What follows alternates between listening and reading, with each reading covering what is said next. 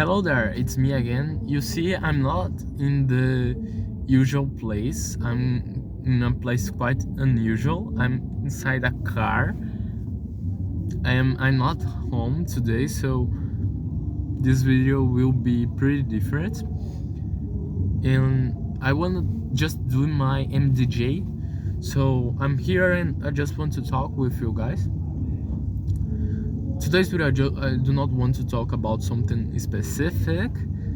That's quite different of the other videos that I have made, and I just want to share some thoughts that I'm having with English learn and language learn in general.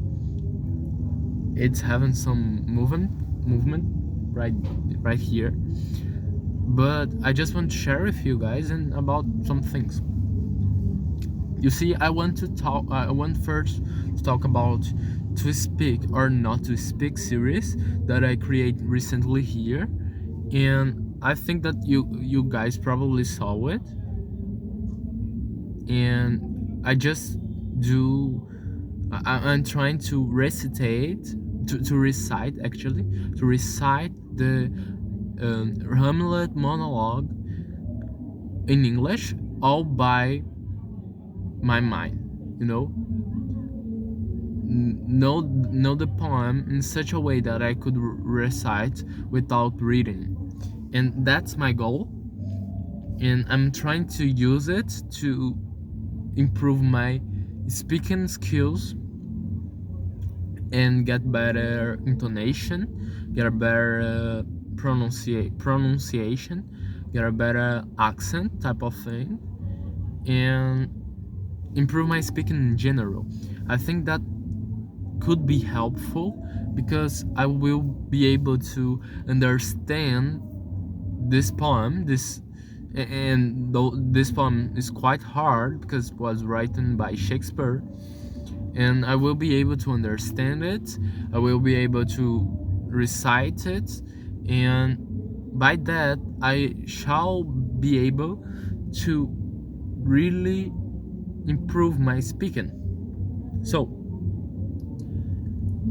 this is extremely correlated with my language learn in general, because I'm just doing that for improve my speaking, and this series right here, the MDJ, is also aiming that, and I want to improve my English because you know I do not need to explain why I bro, it's so noisy outside here, but I do not need to explain why I want to learn English, because it's quite obvious that English is very useful. It's the language, the language franca of the world right now, and it's this way. I will just turn off this lamp right here. So it's quite dark, but you guys can hear me, so let's go. What I'm saying is that English is the language franca of the world, and everybody knows that English is an important language, and that English is the language that everybody wants to know, right? Yeah, you are starting to have some Mandarin type of thing taking place, and Mandarin, it's become more and more important each day, and you're totally right. Mandarin, with the Chinese power and the Chinese influence by the world that is getting bigger, probably Mandarin will become a bigger language, and we shall in the future probably learn Mandarin even before English. But still, for me, that I'm Portuguese native speaker, English is far more easier to learn than Mandarin, and for a big part of the world is such a way. probably not for the Asiatic language and the the Indian type of thing, European, Europe, like the less the West Europe, something like that. I don't know, but however, what I'm saying is that English is still the language franca of the world, but it plays a special role in the path that I want to follow, which are mathematical research. And in the mathematical research, the knowing of English is essential, because you can't create uh, any research without knowing English, because all the research are probably in English, and the most important universities in the world are English universities, or that is in UK, that is in United States, or in Canada. In math, in pure math, that is my goal, is that what follows. You will have some universities outside there, I don't know, in France, Italy, that is also very good and very important for the research type of thing, but still the English universities in math are pretty strong. But yeah, the fact is that I want to improve my English, and by doing for I be able to do that, I already started to speak or not to speak, when I will become a master into recite the monologues of Hamlet. And by the way, I will try to do this now, somehow, here in the car. Somehow I will manage to do that, but let's see. And that's the point. The series I just created for help me to learn English, and more specifically to improve my speaking skills, that I'm talking a lot here.